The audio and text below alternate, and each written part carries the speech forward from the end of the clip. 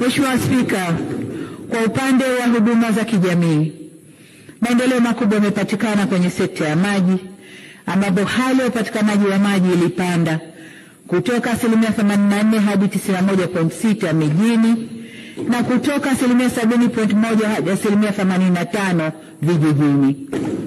Tumefikia pazuri kuliko pale tulipokuwa mwaka 2021. Hata hivyo, azma ya serikali ni kufikia 100% ya upatikanaji wa maji safi, salama na ya uhakika. Hivyo basi tunakwenda kuongeza nguvu ili kuyafikia yale maeneo machache ambayo upatikanaji wa maji bado ni changamoto. Katika miaka 5 ijayo, tutakamilisha ujenzi wa gridi ya taifa ya maji ambayo itategemea maji kutoka Ziwa Victoria, Ziwa Tanganyika na Ziwa Nyasa.